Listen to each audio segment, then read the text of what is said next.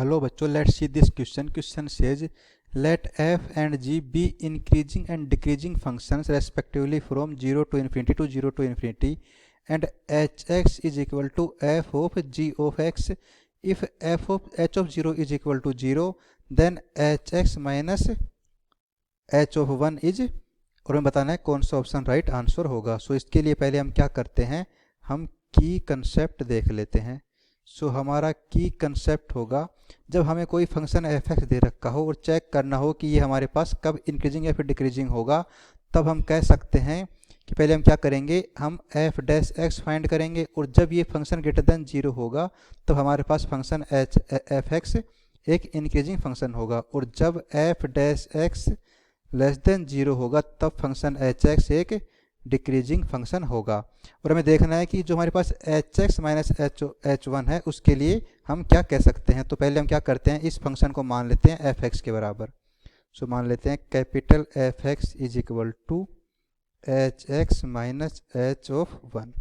अब हम फाइंड करते हैं हमारे पास H F dash X. So ये होगा एच एक्स क्या है, ये है पहले एफ जी एक्स. सो पहले हम इसकी वैल्यू पुट कर लेते हैं. सो यहाँ से इसकी वैल्यू आ जाएगी F of G of X and minus F of G of one.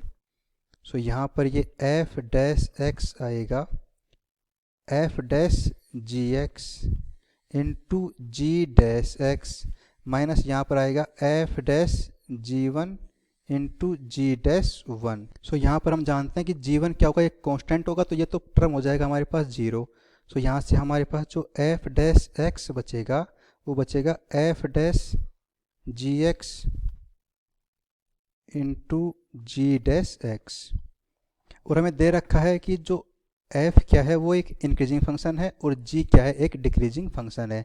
सो अगर f एक इंक्रीजिंग फंक्शन है देन f डैश x क्या होगा, ग्रेटर देन 0 होगा, और g डैश x क्या होगा, लेस देन 0 होगा, because gx is a decreasing function. So overall जो हमारे पास f डैश x आ जाएगा वो क्या आ जाएगा, ये लेस देन 0 आ जाएगा. हम कह सकते हैं कि f x जो क्या होगा, एक डिक्रीजिंग फंक्शन होगा, means H X minus H of one क्या होगा, एक डिक्रीजिंग फंक्शन होगा. सो इसकी मैक्सिमम वैल्यू कहाँ पर होगी, ये 0 पर होगी. अब हम चेक कर लेते हैं जो हमारे पास ये फंक्शन एफ एक्स है ये 0 कब होगा.